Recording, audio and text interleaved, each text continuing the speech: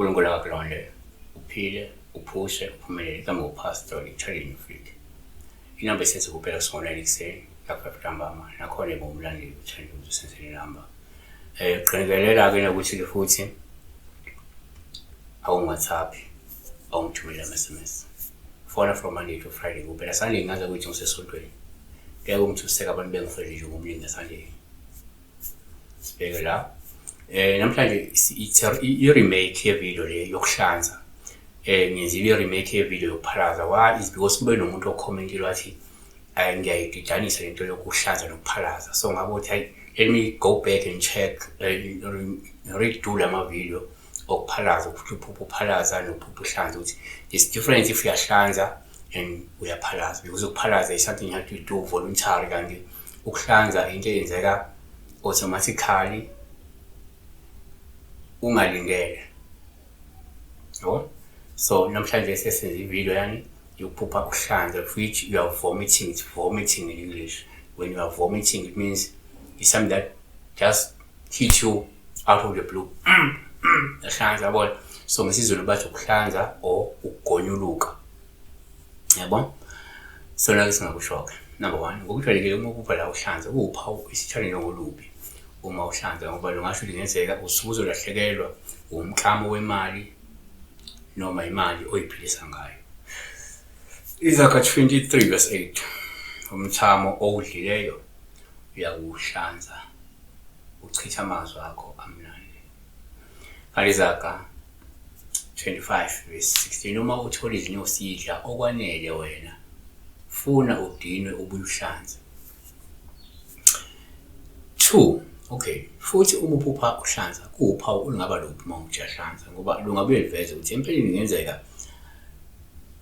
unesichitho namashwa uma utheleke ngesikhathi ihlanza lokutheleka yabo okukanye uzokwenza inkulumo embi futhi engalungile nengamukelekile yabona. uIsaiah 28 verse 8 yebo onke amatafula agcwele ubuhlanza nokungcola kungasaba khona ndawo. 3 kwesinye isikhathi uma uphupha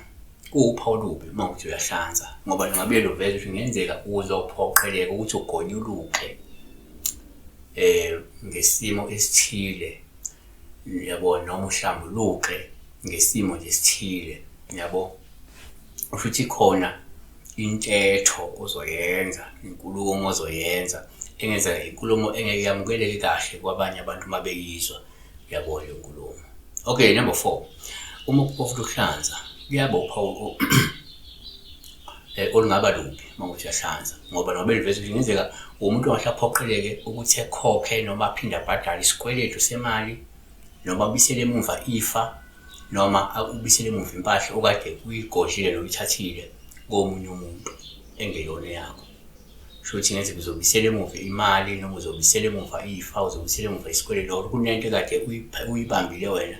kodwa efani ngabe ukade wayedlulisa ozophinda undlulisile bisela kumuntu. uJobe 20 verse 15 ugwinyile incebo uyakubuya ayihlanze uNkulunkulu uyakuyikhipha esini sakhe azivaleke. Number 5 kuyenzeka uma uphupha uhlanza sitsho nje ngophawu oluhle kwesinye isikhathi osuke likhomba ukuthi ngenzeka uyelashwa ukhishwa idliso elingaphakathi ngodli lesi sidalo sakho noma uNkulunkulu wakho ukukhipha lento lena ekungcolo ngaphakathi yabona.